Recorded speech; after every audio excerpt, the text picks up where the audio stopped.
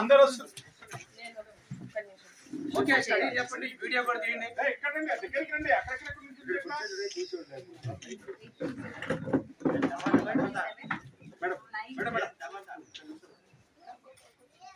Okay smile. ఆకలేస్తున్నాడు, smile ఎలా వస్తుంది? చిన్న వీడియో క్లిప్ కూడా తీయాలి. వీడియో తీస్తున్నా.